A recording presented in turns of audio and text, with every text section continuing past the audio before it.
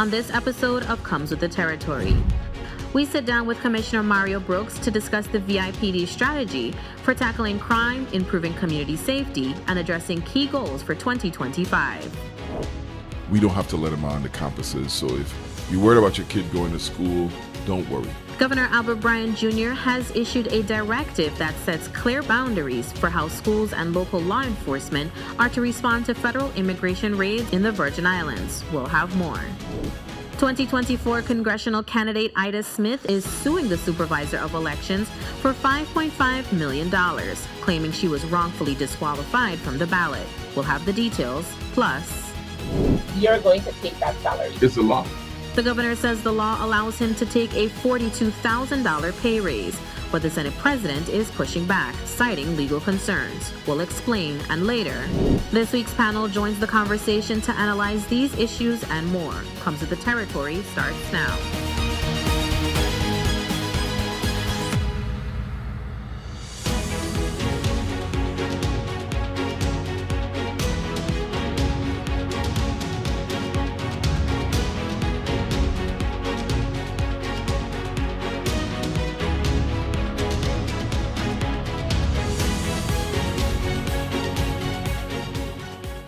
Welcome to Comes with the Territory. I'm Marcelina Ventura Douglas. Gun violence continues to claim lives across the Virgin Islands, leaving families shattered and neighborhoods on edge. The Virgin Islands Police Department is calling on the community to help stop the violence. Here's more. Be a man and face us when we come out there looking for you. The gloves are off. The officers have 100% support from me to go out there and do what they have to do. The Virgin Islands Police Department delivered a strong message to criminals in early November, following a string of shooting deaths that rocked the territory in the month of October alone. So we've had 3 homicides in the St. Croix district, and we've had 4 homicides here in the St. Thomas district. It's getting out of control. The only individuals that can work with us is the community. The territory ultimately closed out 2024 with 44 homicides. This year so far, a man was found shot to death in Bovoni on St. Thomas on January 4th.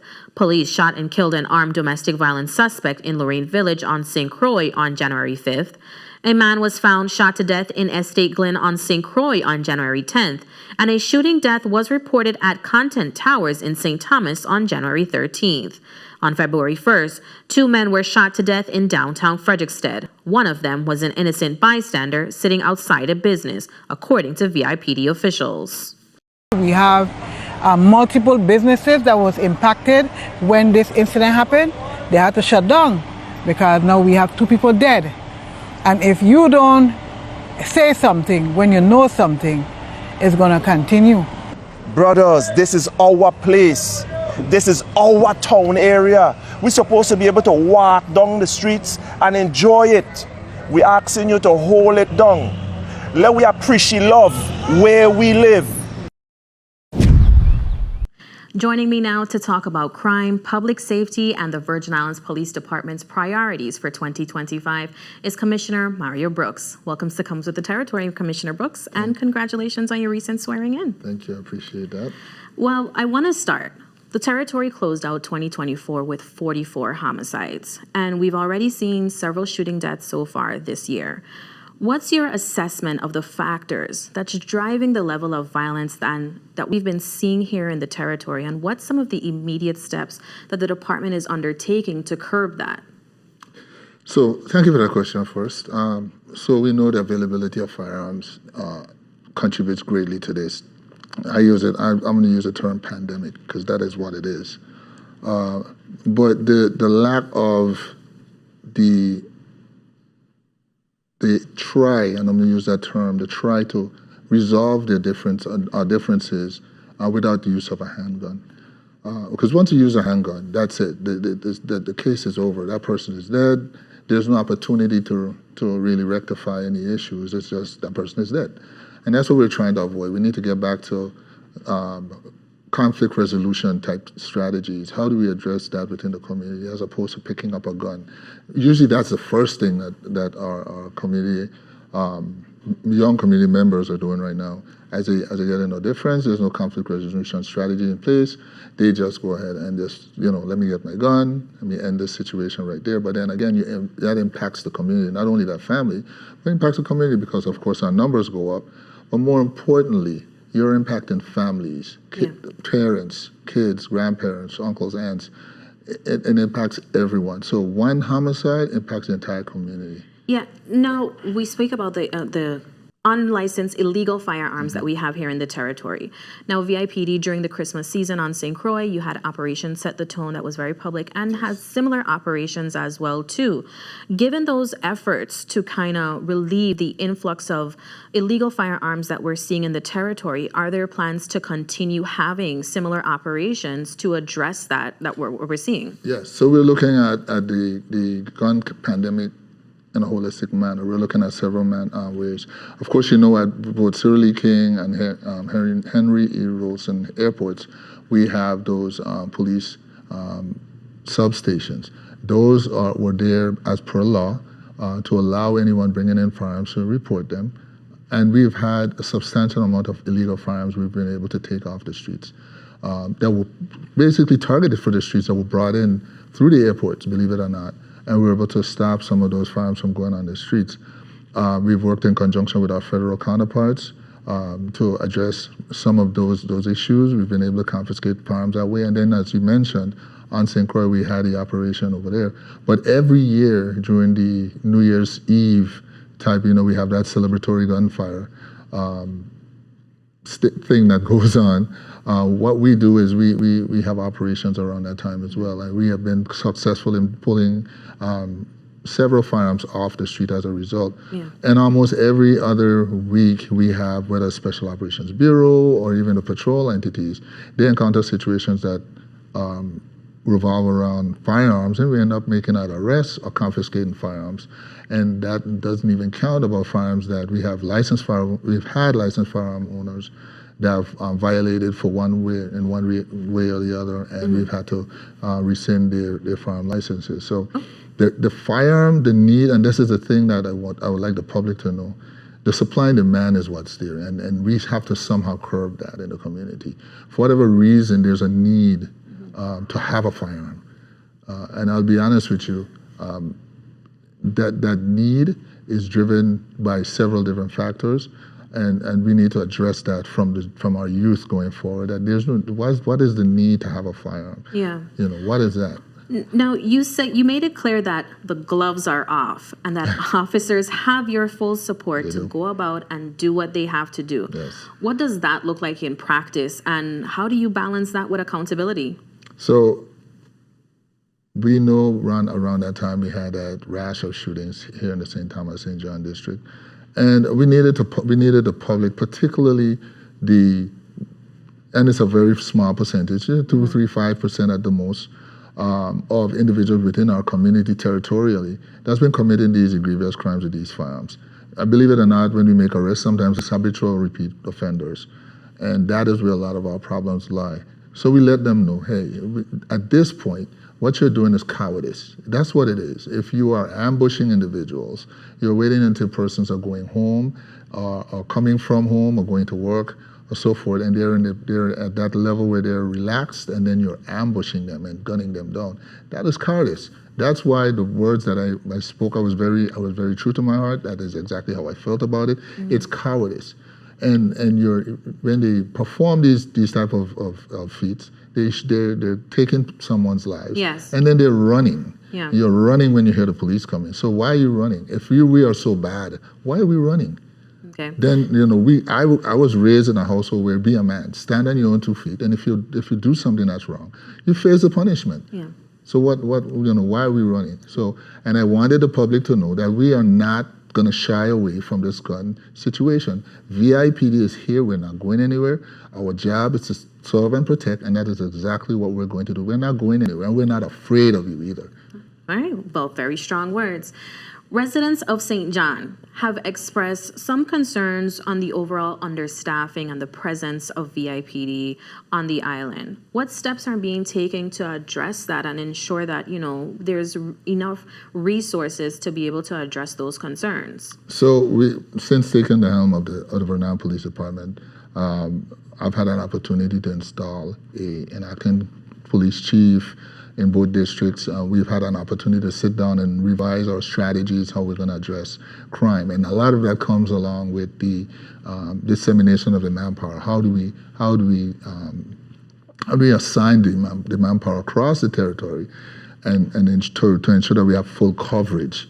And St. John is one of those areas that we saw a very, very big gap. Because the numbers are very small, we've tried recruiting in the St. John area. We'd love to get some more officers over in the St. John district from St. John, because believe it or not, the majority, and I would say as high as 90% of the officers that are assigned to St. John are actually from St. Thomas. Mm-hmm. So they have to traverse, they have to commute to St. John to do their duties. So we are looking at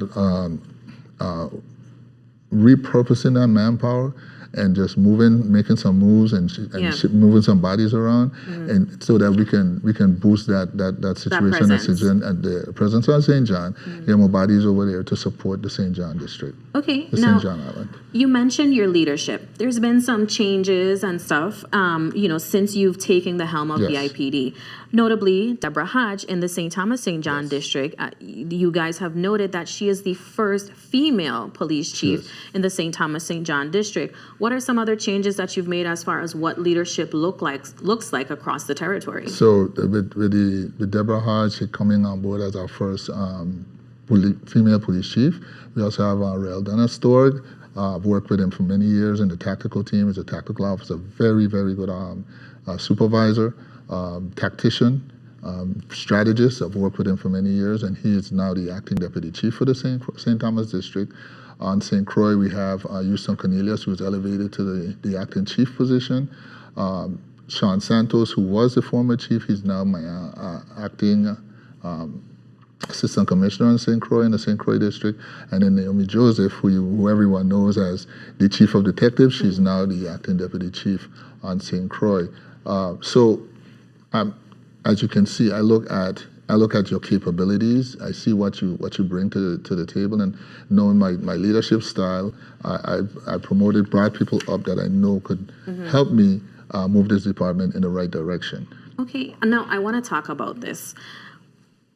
As your predecessor, former VIPD Commissioner Ray Martinez, was indicted on fraud and public bribery charges, and it's tied to contracts with a government contractor.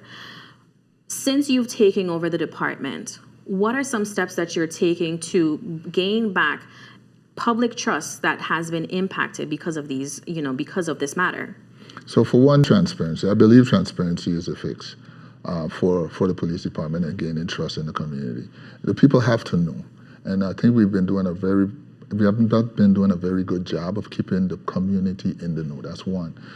There's also mechanisms in place. There are also mechanisms in place within the government through property and procurement or OMB and so forth that helps to keep the procurement process in a straight line, pretty much, so to speak, and that's what we're doing. We're following those guidelines to the book, basically how it's supposed to be done, to ensure that we stay within the guidelines and of course, with our ethical concerns at the top of the list, to ensure that we do the right thing all the time. But transparency is key, and ensuring that we get the message out to the people. And if there's an issue, and I have no issues with doing this, I always say if good news doesn't get good, bad news doesn't get good over time. The quicker you get it out there, the better. I have no issues with going before the community and say, hey, we could do a better job in this area. Okay.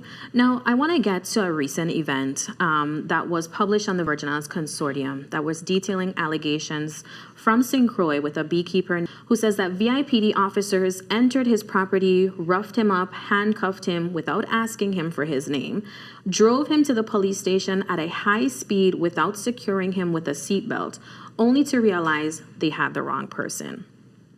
With news reports that's raised concerns about police procedures and accountability.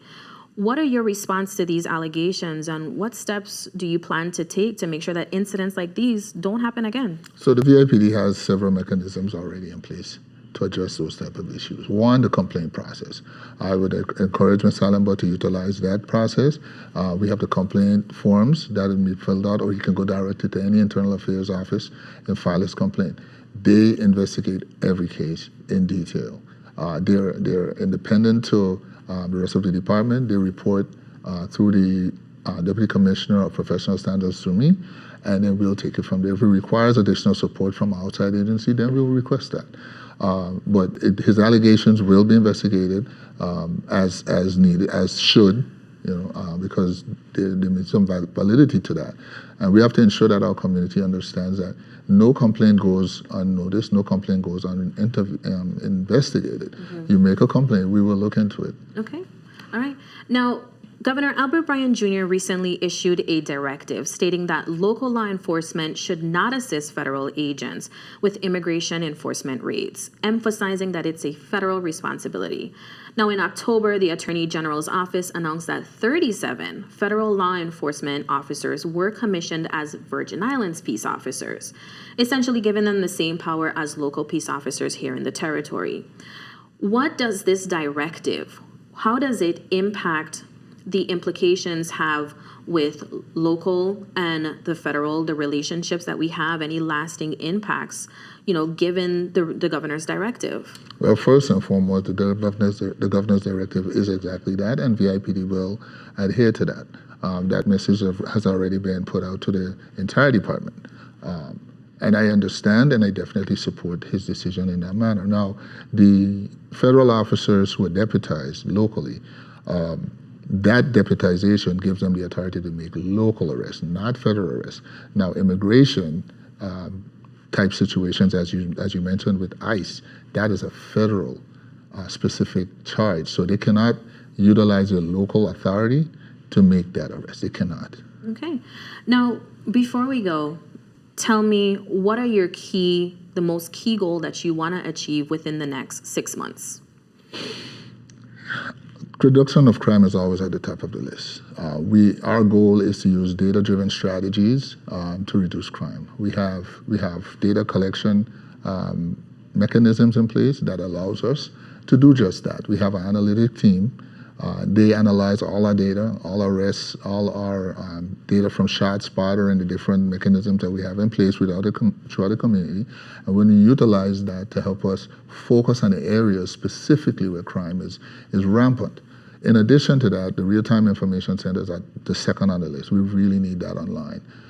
As soon as we get that on, because we have so much data that's out there that we need to collect into one specific location and have our analysts utilize that data to help us with our crime fighting efforts and e-citation. Those are the three at the top of the list. The e-citation ties directly into our traffic enforcement system, which you heard the governor talk about in the state of the territory, and we are adamantly pushing forward for that. That is something we're trying to get online, at least within the next 60 days. Okay. All right. Commissioner, I want to thank you so much for coming in and speaking with me. There's still so much that I know that we can cover, so I definitely want to bring you back. I'm definitely going to come back. Great. Coming up, we'll hear from this week's panel. But first, let's take a look at the issues up for discussion. It feels like the Truman era with the Red Scare. When we were looking for communists in the country and shaking people down to find out where their affiliation is. It's sad. That's how Governor Albert Bryan Jr. described the federal immigration raids happening in the territory under President Trump's executive order, protecting the American people against invasion. The enforcement operations have sparked widespread concern across the Virgin Islands, with videos of agents in action circulating on social media. Bryan says the impact is being felt in public schools, with some parents now afraid to send their children to class because of their immigration status. There are rumors about people being dragged off the bus and all. It's not true. We have the Attorney General, Department of Education, my team is sitting down together, and they have some information for principals and teachers. Bryan put the information in writing, issuing a directive dated on January 29th to his cabinet and all government employees, with clear instructions on handling ICE activity in the territory. The guidance for Department of Education states that schools should not permit ICE agents to enter school buildings without a warrant signed by a judicial officer. They should also refrain from allowing ICE agents to speak with students without parental consent or answering immigration-related questions on behalf of any student or parent. Additionally, schools are required to notify their superior of any ICE presence on or around the facility, and the Commissioner of Education must immediately inform the Attorney General of any reported ICE activity. Bryan also makes it clear that federal ICE activity is not sanctioned or supported by local law enforcement. His directive states that, quote, peace officers of the USVI have a duty to protect our residents and enforce local laws, and are not obligated or authorized to aid federal agents in their immigration enforcement activities. Bryan closes the directive with this message: as Virgin Islanders, we celebrate our community's diversity, and we will continue to protect the rights of all residents. I am Ida Smith, independent candidate number 3 on the ballot for the U.S. House of Representatives. Ida Smith, who ran for delegate to Congress in the November 2024 general election, is suing Supervisor of Elections Caroline Fawkes for $5.5 million, claiming Fawkes violated her constitutional right to run for office by initially disqualifying her from the ballot. Smith is one of 11 plaintiffs in the lawsuit, which includes 10 registered voters from the Virgin Islands. They claim Fawkes overstepped her authority when she disqualified Smith, citing residency concerns based on her voter registration in New York. The lawsuit argues that only Congress has the power to set qualifications for candidates running for the U.S. House of Representatives, not the Supervisor of Elections. Fawkes disqualified Smith in June of 2024, stating Smith failed to meet residency requirements and did not submit required documents. Smith contends, however, she provided proof of her residency on St. John, including a land patent, voter registration cancellation from New York effective February 2024, and legal documents asserting her eligibility. The lawsuit states that Fawkes cited a federal law to justify Smith's disqualification, arguing it applies to territories like the Virgin Islands and Guam. However, Smith's complaint points to the U.S. Constitution, which lists only 3 qualifications for House candidates: being at least 25 years old, a U.S. citizen for at least 7 years, and living in the state at the time of the election. Smith was eventually placed on the ballot after the Board of Elections voted to reinstate her candidacy, following a legal opinion from the Attorney General's office that concluded Smith had met the qualifications to run for office. Smith ultimately lost the election to incumbent delegate Stacey Plaskett. Smith's lawsuit also raises concerns about how ballots were handled on Election Day. The plaintiffs claim voters were denied the right to vote using paper ballots, and that ballots weren't secured in proper ballot boxes for manual counting, violating federal election laws. The plaintiffs are asking the court to declare that Fawkes exceeded her authority, to decertify the 2024 election results for delegates to Congress, and require changes to election procedures, including manual counting of paper ballots. Smith is seeking $5.5 million in damages for defamation, emotional distress, and financial losses related to her campaign. The lawsuit was filed in December of 2024 in the District Court for the District of Columbia. Based on your interpretation of the law, you think that the compensation study that awarded you $42,088. Not me, the governor of the Virgin Islands, in which office you now currently seek, you're going to take that salary. It's a law. Speaking candidly on the Just Jamila radio show recently, Governor Bryan Jr. said he was taking the $42,000 pay raise recommended by the Public Officials Compensation Commission, citing it as a matter of law. But Senate President Milton Potter disagrees.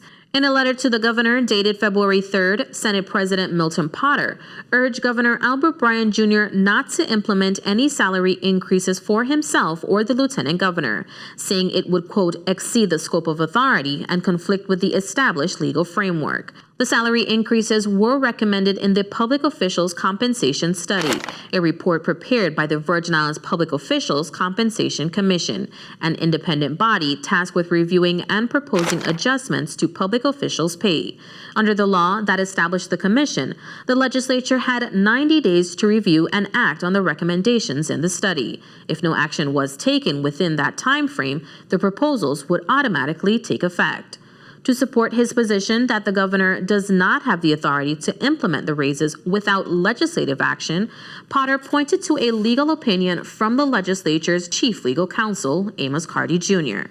The opinion states that under current law, the governor cannot legally raise his own salary or the lieutenant governor's without the legislature amending Title III, Section 1 and 31 of the Virgin Islands Code. It also clarifies that while raises would automatically take effect if the legislature does not act within 90 days, they wouldn't become effective until after the legislative session following the 2026 election. The opinion indicates that the Public Officials Compensation Act doesn't override existing salary laws. Instead, it establishes a process for reviewing and recommending salaries, but the authority to approve and implement raises rests solely with the legislature. In his letter, Potter also stressed the importance of fiscal responsibility, pointing to the government's current financial challenges. He said the public expects both the executive and legislative branches to be careful with taxpayer money. If the issue cannot be resolved through discussion, Potter warned that the legislature may take the matter to court, though he said he'd prefer to avoid that. Joining me on set to break this all down is Dr. Jarrell Fredericks, a research scientist, project manager, and community advocate. Welcome to Come to the Territory, Dr. Fredericks. Thank you for having me. In our St. Croix studio, we have attorney Key Walker, founder and managing partner of Walker Legal, and attorney Devin Carrington, former commissioner of the Department of Licensing and Consumer Affairs and current delegate to the 6th Constitutional Convention of the U.S. Virgin Islands. It's great to have you both with us. Thank you. Thank you. It's nice to be here. Before we get into today's topics, I'd like to hear briefly your thoughts on my conversation with VIPD Commissioner Mario Brooks. Dr. Fredericks, based on what you heard, what are some of the key takeaways from the discussion? I think he made some good points, and he actually sounds like you have a strategy that they want to implement to make changes. So that was good to hear that they actually considering doing analytics and different forms of trying to get at the issue. Okay.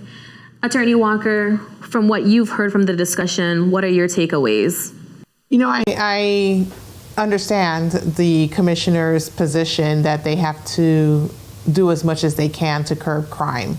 That's perfectly understandable.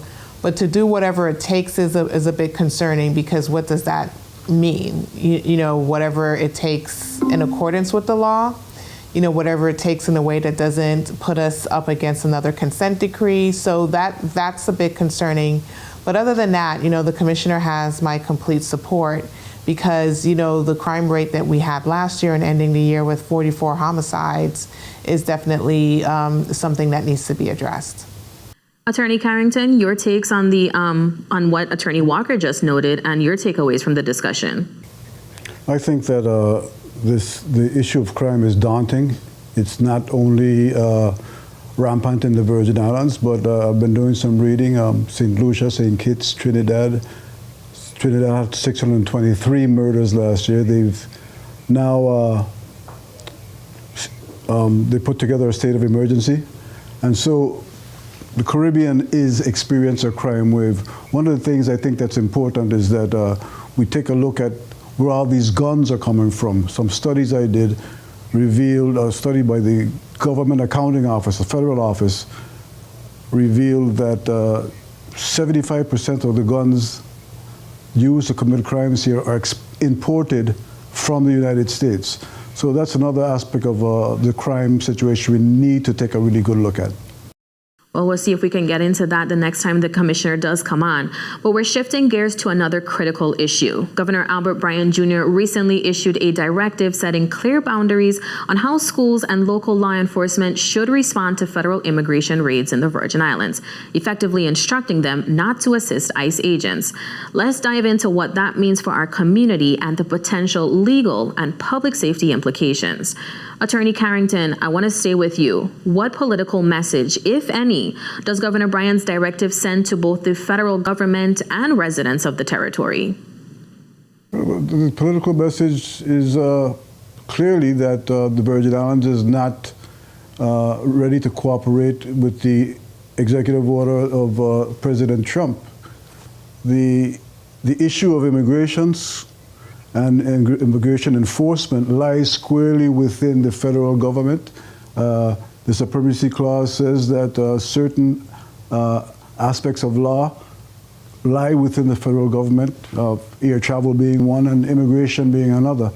And so the Virgin Islands is not alone in not wanting to cooperate with the immigration moves that the president has put in place from his executive orders. I think that it's a challenging position to take, given this president, and we know how he operates, but we'll see where the chips fall. Dr. Fredericks, I want to ask you, what potential political risk do you think the territory could face because of the governor's directive, and that local law enforcement's refusal to coordinate with federal authorities? I think his message and the message that was put out, like, don't cooperate with them, I think it's okay to stay neutral and let the officials do their job. It's okay to do that. But as we can see that the current administration is very vindictive in a sense, and there's laws in place for stuff like this. And before it would be, we cannot do this, but now you have to change it. You should not do it, right? Because these people are showing that they don't care about checks and balances. They don't care about legal and illegal. They just care about getting what their mission is done, regardless of who it hurts, what laws it breaks, and anything of that sort. Now, Attorney Walker, by putting his directive in writing, Governor Bryan took what could have been an internal conversation with his cabinet and staff and turned it into a formal document that's now a news story with the potential to catch national attention and possibly the attention of the Trump administration. Do you think the governor should have put this in writing, or should this just have been an internal conversation?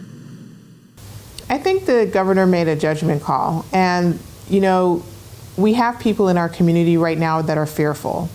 We have people in our community right now that are not going to work, they're not going to school, they're not sure if they're about to be separated from their families, they're not sure if they're about to be shipped off to somewhere like Guantanamo. So I think the governor made a judgment call to at least try to put their mind at ease a bit, to show that we are not going to work with ICE to tear apart your family or tear apart your life. So his judgment call, he clearly erred on the side of the residents to give them a peace of mind. Now, with regards to any backlash from the Trump administration, let's not forget that the governor has a team of lawyers and a team of policy advisors in the form of lobbyists who work around the clock in DC. So this issue with Trump somehow penalizing the Virgin Islands, we already know that he attempted to roll back disaster recovery dollars, or at least to freeze it, and that backfired. There was a lawsuit. He had to backstep on that.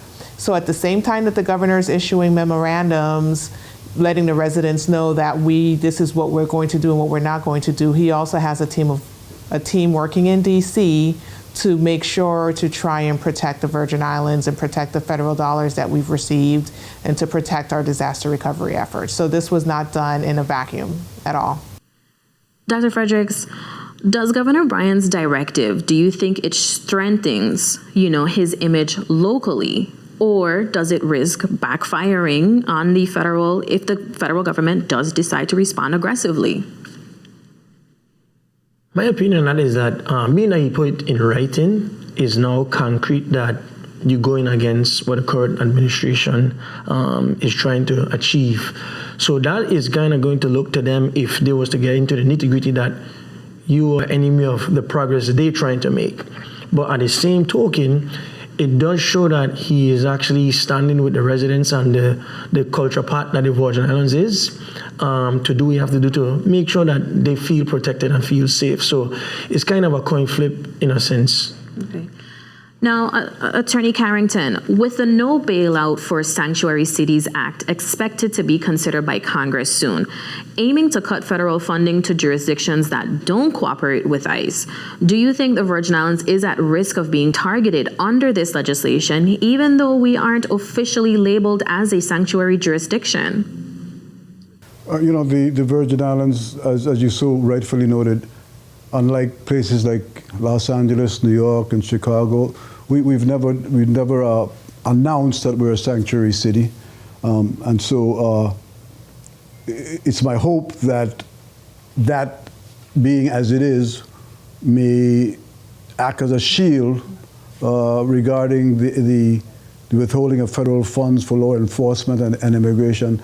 But you can never tell with this gentleman, I'm being diplomatic when I use that word, that's the President of the United States. He's shown that he's very vindictive and that he is not afraid to and not hesitant to use funds as a weapon against those persons who go against his edicts.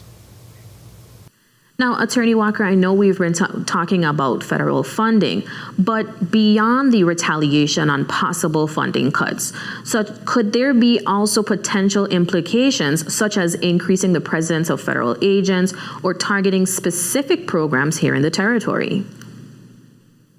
There certainly could be. The president wields a great deal of power, but at the same time, do we really want our governor to remain quiet, to not speak up, to not speak out to protect his residents? Do we want our governor to act powerless, out of fear of the president? I don't think we want that either. So at some point when we're faced with a threat or we're faced with some form of vindictiveness or bullying, I would prefer to have a governor that takes a stance, stands his ground and responds, as opposed to a governor who's going to cower and be scared to do anything at all that may offend the President of the United States. All right. Well, we're turning now to the $5.5 million lawsuit filed by 2024 congressional candidate Ida Smith. She's suing Caroline Fawkes in her official capacity as Supervisor of Elections, claiming Fawkes violated her constitutional right to run for office by disqualifying her based on criteria not outlined in the U.S. Constitution. Attorney Walker, I do want to stay with you. Smith filed her lawsuit in the District Court for the District of Columbia, citing federal laws related to civil rights and voting rights. Why do you think she chose to file in D.C. instead of the Virgin Islands, and how do you think that choice might affect her case? I assume she doesn't know better because she filed pro se. She doesn't have an attorney. It's not clear to me why she wouldn't file in the Federal District Court of the Virgin Islands as opposed to the District Court of Columbia. I haven't spoken to her. I don't know what her thought process is, but it struck me as odd. And I'm going to assume that she doesn't understand how the court system works and where she should file her lawsuit. All right. And in the lawsuit, Smith argues that the U.S. Constitution sets the only qualifications for congressional candidates, while Supervisor Fawkes had said she disqualified Smith from the ballot due to federal law that applies to the Virgin Islands. Here is more of what Fawkes said.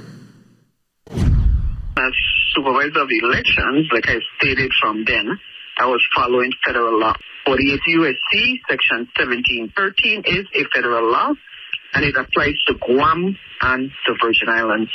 And Guam and the Virgin Islands has been following this law from its inception. So I'm only following the law that was followed for years. So it's good to get it clarified. So I'm glad it's going to the federal court. I'm sure they're going to send it back to the Virgin Islands because it has nothing to do with D.C. So we await the next steps. And to clarify, the federal law that Fawkes referred to, 48 U.S.C. 1713, states that to be eligible for the office of delegate, a candidate must be at least 25 years of age on the date of the election, have been a citizen of the United States for at least 7 years prior to the date of the election, be an inhabitant of the territory from which they are elected, and not be on the date of the election. A candidate for any other office. The first three requirements are outlined in the U.S. Constitution, which Smith is arguing she met. However, while the Constitution uses the word state, Section 1713 of the U.S. Code, which Fawkes says she was following, uses the word territory for candidates running in places like the Virgin Islands. Attorney Carrington, does Supervisor Caroline Fawkes have a valid point in saying that the federal court should clarify the two conflicting laws? Of course, I mean, and it happens quite often where two statutes may conflict. It's up to the courts to make that interpretation.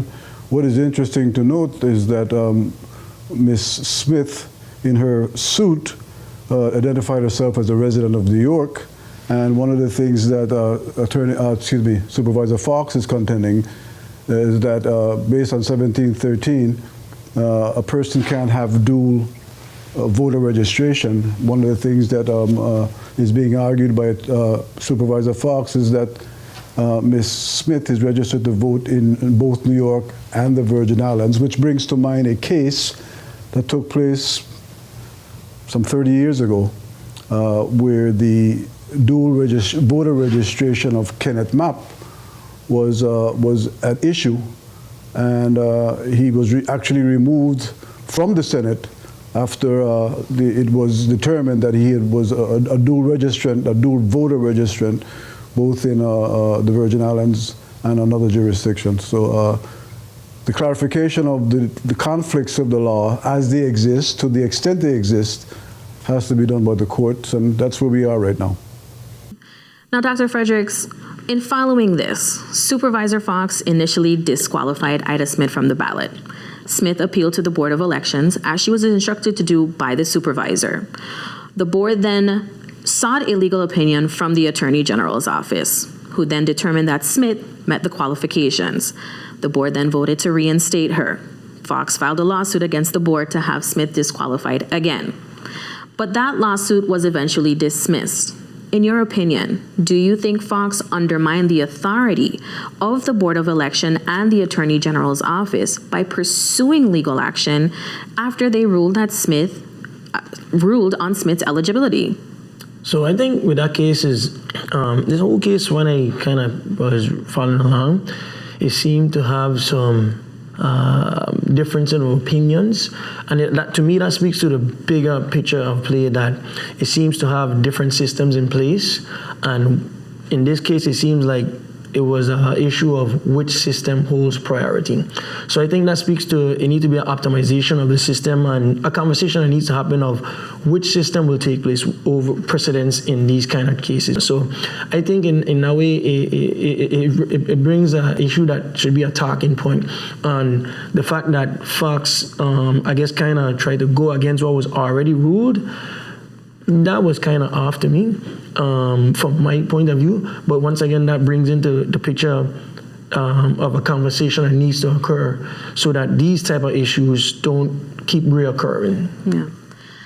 After the Board of Elections voted to reinstate Ida Smith on the ballot following the legal opinion from the Attorney General's office, Fawkes did file that lawsuit to have Smith disqualified again, a lawsuit that was eventually dismissed. Now, Attorney Walker, does this suggest that Fawkes views her decisions as final, with no room for the board to overrule her? And if that is the case, is that a flawed way of thinking when there should be administrative remedies to challenge decisions that people believe are wrong? I don't know that she views her decision as finals, but she definitely viewed this particular decision she made as to be the correct one. And what's interesting here is that Ida Smith actually won this dispute, ultimately, when the Attorney General issued its opinion. So I'm very perplexed as to why she would open this can of worms and ask for a judicial decision over a dispute that she, quite frankly, has already prevailed on. Because she now runs the risk of the district court agreeing with Fawkes.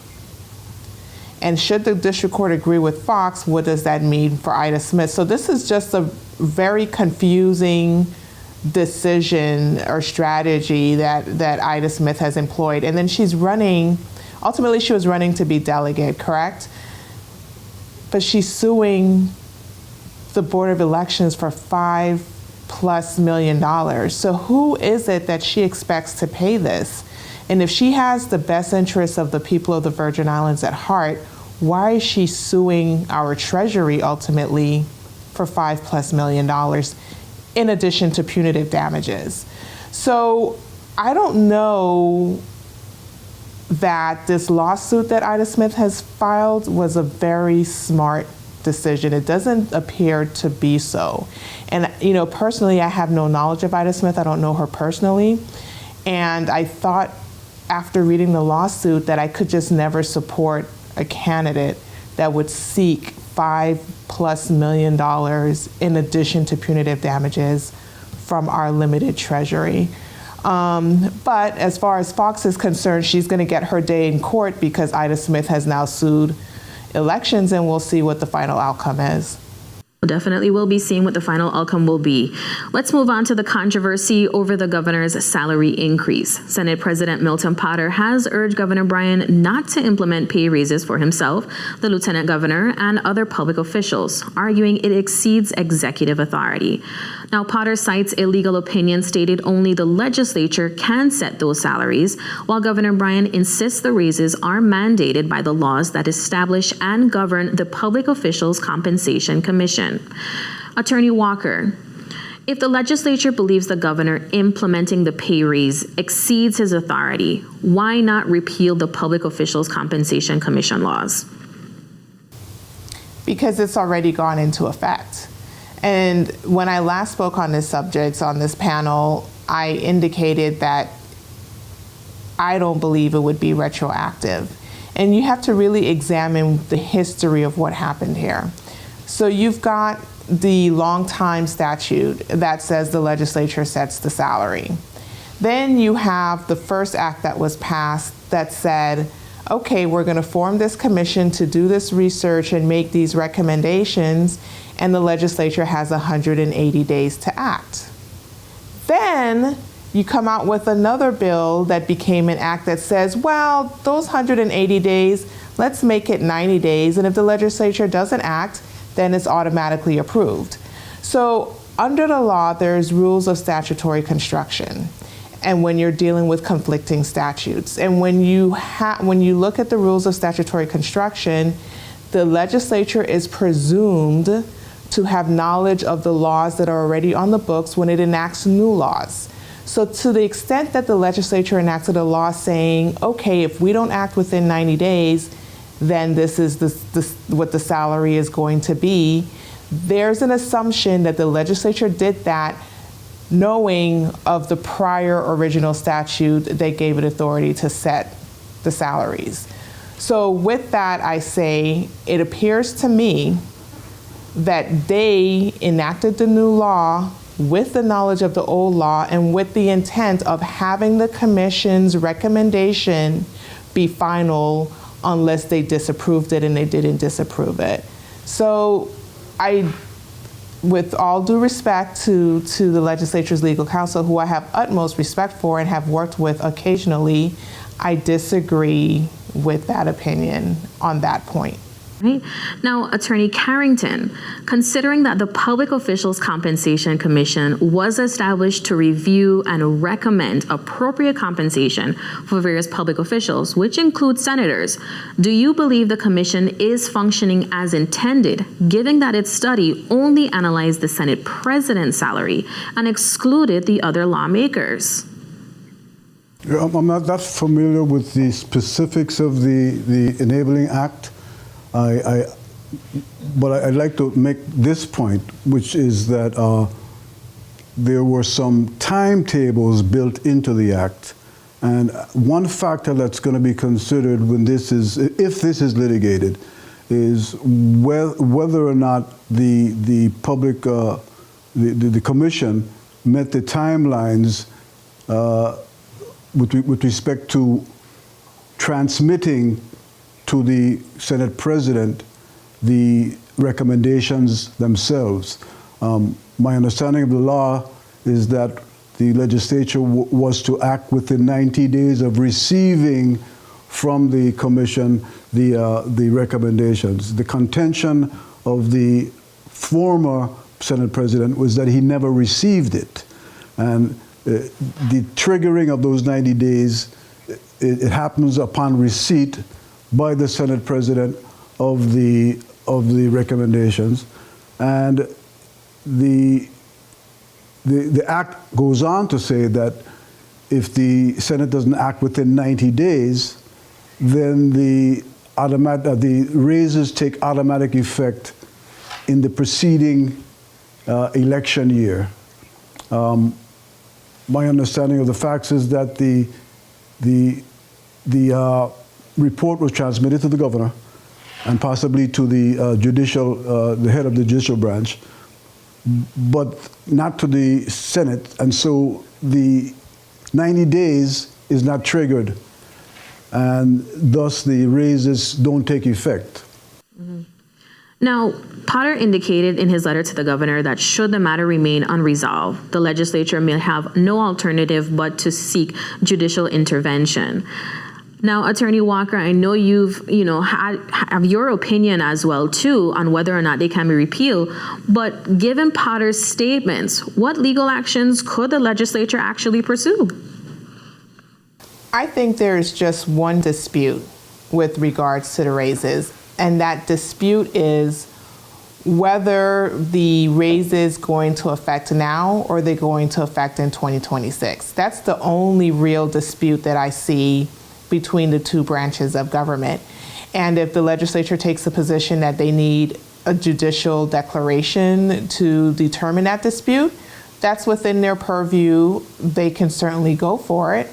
I just think it's very bad look to have the legislature and the executive branch constantly at odds in legal battles with all the major issues that are facing the residents of the territory. But again, that's within the Senate President's discretion, and if he deems it to be an important enough subject matter for him to sue over, I do think that that is the dispute that has to be resolved. Now, Dr. Fredericks, hearing the input from our, seasoned attorneys here on the panel, what's your take on the series of events that's happening? So early in the discussion, we was talking about the governor speaking up and trying to protect the residents and stuff of that sort, and not agree the directive to not agree with ICE and stuff like that, which is a law or executive mandate. But we know that laws can be rescinded, laws can be amended, laws can be repealed. So in one case, the governor speak up for the residents of the VI and like, hey, this is our culture, we appreciate our people here. But in the next case, you're taking a period that's kind of like a slap in the face of the same people you're trying to protect. So it just seems to me that he's talking out like kind of like two sides of the face in a sense. On one hand, to protect the culture and the people, you say, don't pay attention to the law.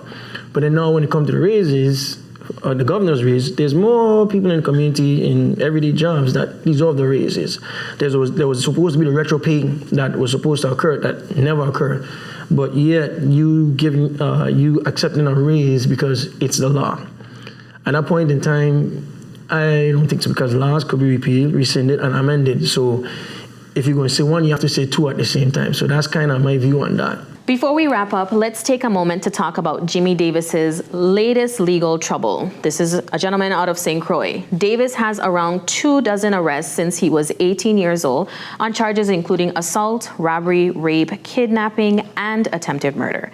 His latest arrest for the first-degree rape tied to an alleged assault on New Year's Eve in 2024. Now, Davis also has a long history of trouble maintaining legal representation, with at least a dozen attorneys withdrawing from a prior rape cases, some citing threats, combative behavior, and safety concerns. Now, his current attorney has filed a motion to remove the entire public defender's office from the case, citing years of verbal abuse and threats. Now, Attorney Carrington, how does the justice system handle defendants who are this difficult to represent? That's an interesting question. Jimmy Davis, just like any criminal defendant, is presumed innocent until proven guilty. Based on what you said to me, he has an extensive criminal record, and he's had difficulty with the attorneys that represent him. At some point, the bar itself can appoint a lawyer to defend Mr. Jimmy Davis, but he's just got to be able to exercise his right to go through the criminal process. Now, Attorney Walker, you've had firsthand experiencing representing Jimmy Davis and even filed a motion to be relieved from a prior rape case in 2022. Based on your experience and what you can speak to, what specific challenges did you face that made it difficult to continue representing him? Well, he threatened my staff. So there's no way that I can represent someone, or any attorney really can represent someone, when there's an individual, a client, who's threatening the safety of their staff and threatening them with violence. So ultimately, I had no choice but to withdraw. And I know that there are other attorneys who've had similar experiences. And this situation with Jimmy Davis is a very difficult one for the courts, because at some point you run out of attorneys to appoint. And with the public defender saying no, they now have to go to the private bar, and there's a very short list of members in the private bar that are left to represent him. So it's a tricky situation. I don't know how the court's going to handle it. And of course, I wish anyone who's representing him the best. Now, at what point does a defendant's behavior become a legal issue in itself, potentially disrupting the process and the court's ability to move a case forward, while also ensuring that this defendant gains a fair trial? Well, we've seen this before. So we saw this, I think, most recently in a public way with Stephanie Barnes, where the judge finally said, I'm not appointing anyone else to represent you. You're going to stick with this attorney, or you represent yourself. The issue with Jimmy Davis, however, is that the attorneys are moving to withdraw. And the court is faced with a challenge where it really can't force attorneys to represent a defendant under certain circumstances, such as the attorney or the attorney staff being threatened. I mean, ultimately, the court may have no choice but to have him represent himself pro se. I just don't know what that's going to look like under the law, since everyone is afforded an attorney in a criminal process. So we'll have to see. We definitely will have to see. And that's all the show we have for you today. Be sure to tune in next Sunday at 1 p.m. for an all-new episode of Comes with the Territory. In the meantime, for your news updates, tune into the WTJX newsfeed on weekdays at 5 p.m. on 93.1 FM or by downloading the WTJX app. I'm Marcelina Ventura Douglas. From all of us here at WTJX Channel 12, take care.